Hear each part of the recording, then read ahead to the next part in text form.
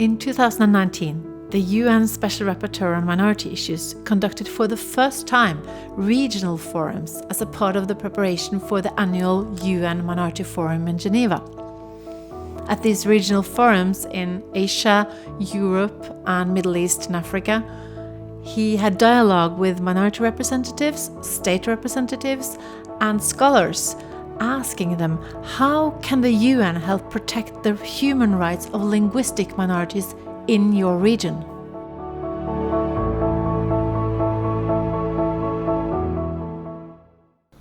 I think one of the surprises that I have had is the emphasis that everyone has made on that this is an important issue for them. I think also what has surprised me is that this is not more widely recognized. There hasn't been within the UN system a huge amount of discussion on the significance of providing education in the language of minorities until this year. And so it surprises me to see that on the ground, whether it is in Europe, Asia, or Africa and the Middle East, there are so many people who say this is actually extremely important for us. And yet at the United Nations, perhaps we've been a bit slow to respond to that. So in a sense, I was surprised by the reality on the ground, where we emphasize that this is extremely important, and the fact that it has taken so long for us at the United Nations to actually respond or try to understand how we can actually better protect the rights of minorities in the area of their language and education. The first regional forum took place in Brussels in the building of the European Parliament, gathering around 200 participants. Among them were national minorities that have been victims of harsh assimilation policies in the past. The forum discussed various models that may help protect their right to learn and use their mother tongue in education, while also learning the official language. The focus under such an approach would not be on whether provisions are being formally fulfilled, but on whether the state practices and policies are actually producing the outcomes that they're meant to produce. In the case of minorities, it's fine that we have commitments, but when we take a look at policy, are minority languages actually being preserved and promoted? Even in rich countries like Sweden, we know that even when money is available, the will to promote minority rights is not existent. It may be, I'm not sure, but it may be one of the first times that we have, under the same roof, representatives of the UNHCR, the OHCHR, the European Commission, the European Parliament, MEPs, members of the European Parliament, UNESCO, the Advisory Committee of the Council of Europe's Framework Convention for the Protection of National Minorities, and the Committee of Experts of the European Charter for Regional or Minority Languages, and members of non-governmental organizations to address issues surrounding the human rights of minorities. I think that's worth a round of applause. Being a minority myself, I have always found participation as a foundational minority right very, very important. But so these regional forums are an implementation, in fact, of a foundational minority rights. Why? Since they secure access to participate in the elaboration and implementation of international rights locally. The Asia Forum took place in Bangkok at the Mahidol University. Welcome to the first Asia-Pacific Regional Forum on Education, Language, and the Human Rights of Minorities. There has been some outstanding work that has been done here, but what has been perhaps less explored and less explained is the connection between minority languages in education with international human rights standards, international human rights obligations. The government apply two curriculum. One is a national curriculum and the second is local curriculums. But the issue is, because everyone have the right to move from one place to another place, maybe following their parents because the job is moved to other province, for example, then the kids need to study in the school where their parents living. So when the school apply the local language that different with their local language, then they become, have difficulties.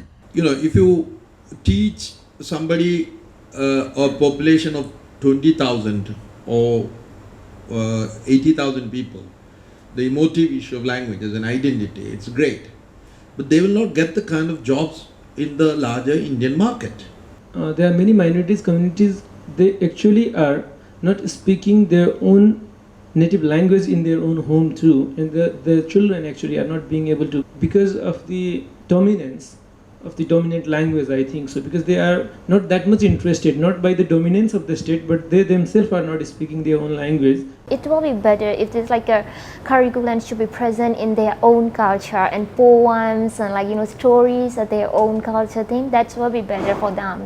It's a good model, I think so. Myanmar government they said they are going to implement the teaching of the mother tongue language, but which is outside of the class hours, not integrated in the curriculum. But in the Kachin Independence Organization area, students they learn with their mother tongue. Many governments honestly think that only having one language for education for everyone in the country is the best approach. It's not. This is what you've been hearing yesterday and today, but this is also what we need to clarify, to explain why is it not the best approach for everyone. And from there try to improve the government's understanding and application of human rights, because we are talking about issues of human rights. The Special Rapporteur also attended some national workshops, like the one in Erbil in Iraqi Kurdistan.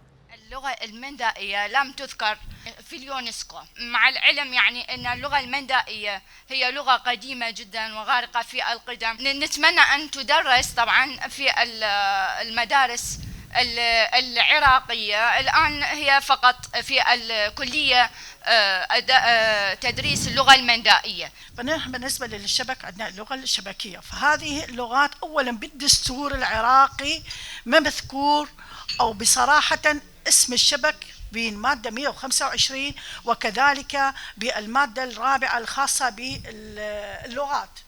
فبالحالة نحن في حقوق التعليم اللغة تبدي تندثر وتنقرض نتيجة الاختلاط أو الهجرة، فهناك نحتاج أنه يكون التعليم على الأقل لأطفال في الروضة. نحن لا نقول مثلا للدراسة في الابتدائية أو المتوسط كذا، ولكن على الأقل تغليب لغة الأم لأطفال الصغار في رياض الأطفال.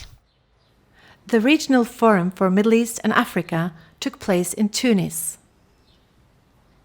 To what extent can we consider enhancing the right of teaching language of minority to enhance identity is a threat to national texture of identity?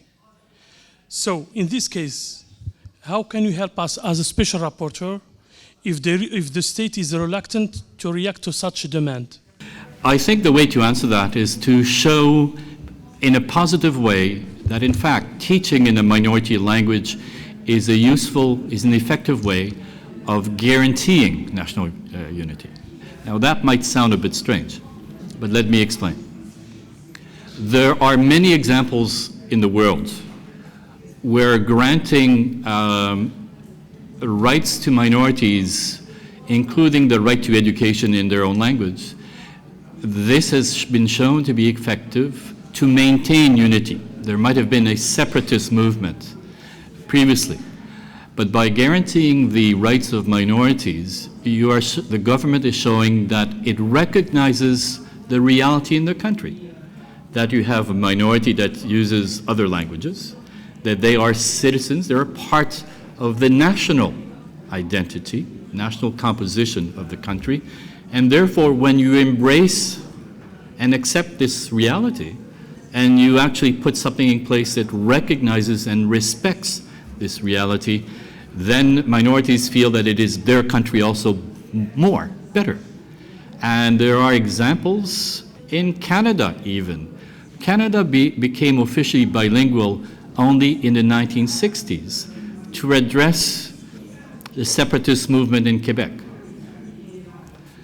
And one of the important initiatives at that point was to guarantee the right of the French-speaking minority also outside of Quebec to education in their own language, where it was possible to do that. At these regional forums, the participants shared examples of good practices. They showed how the rights of linguistic minorities may be implemented in different ways in different contexts.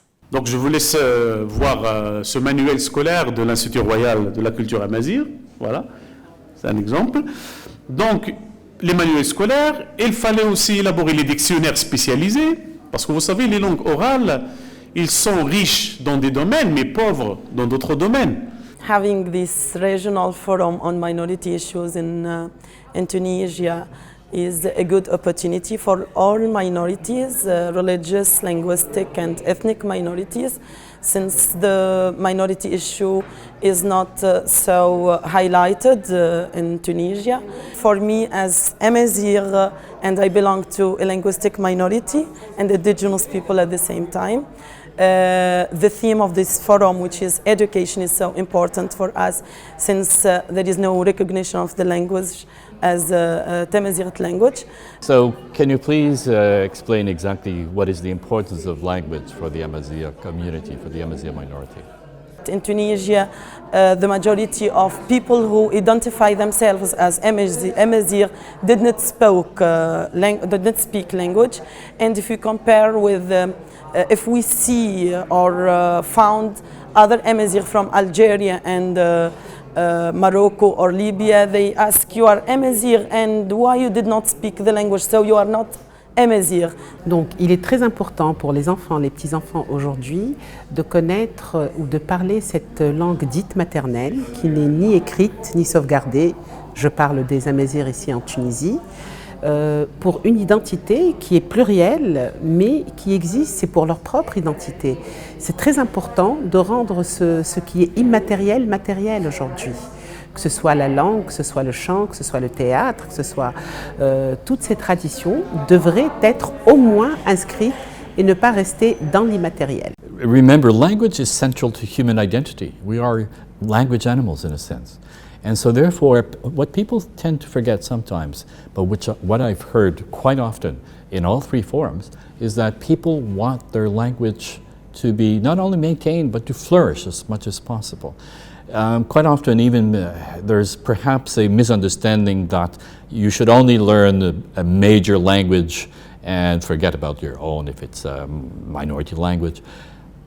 But I think what more and more I've heard is that people really have a link to their history, their identity, their heritage really, and they want to maintain that. They're not quite sure how to do it.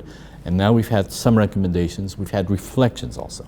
We've been thinking about it with these forums. And what we have found, I think, is a kind of recommendations that provide a recipe appropriate for different contexts on how this can be done in respect of human rights and in respect of our linguistic diversity, which is the reality of human diversity also, of humanity. Some states claim that mother tongue education can be a problem for learning the official language. But is this the case? Those minorities who can study, live in their languages, in their own culture, will make for loyal citizens of the state, since they will have the foundations to study the language of the majority, not only the cognitive foundations, but also the motivation to be loyal citizens of a cohesive society. For a European, it was extremely interesting to see that in Asia you had much more complex analytical frameworks, much vaster research available to learn from, and in general you had an enormous diversity of various minority languages within a state. In Europe, you always say, oh yeah, there are 13, 15, maybe 18 minorities at most. You go to India, you go to Thailand, excuse me, how many minorities you have, how many languages do you have to deal with. And because these states haven't had persistent and consistent assimilationist policies, you see that languages survived, at least locally. So there's hope that via adequate public policies, this diversity will survive for the benefit of all, for the benefit of humanity. So in general, what we saw, that there was a strong agreement that minorities need to learn the language of the majority. It is the minorities who are multilingual. At all the regional forums, the participants presented their recommendations on what needs to be done to ensure the linguistic rights in education. The forum we have in Geneva is a huge success, but we hear relatively few voices, especially from Africa and the Middle East. And so this is an opportunity for giving the voice the possibility of presenting recommendations on the theme of the different thematic priorities to more and more minority groups around the world. And in all three of those counts, as a matter of fact, we've been successful, frankly, with these three regional forums. And I'm quite pleased with the results here in Africa, in Tunis. The next step is that it is hoped in 2020 we will be able to have a drafting committee or a group of experts working on preparing specific guidelines and a practical guide, if you will, on what are the human rights minorities in the area of education in relation to their language. So this is intended for governments, for civil society also, people who work in the area of the rights of minorities, minority organizations, and the general public, to actually raise awareness of what we mean by the human rights of minorities in education and language, how this is to be implemented, and specific guidance really for governments on what their obligations are and indications of good practices in how to implement that. For many, music is a way of both using and expressing their mother tongue. J'utilise la langue berbère dans mes chansons car je trouve la musique le moyen le plus facile pour comprendre ma langue, car quand j'étais enfant, je ne comprends pas. Alors la musique, elle aide moi pour comprendre ma langue.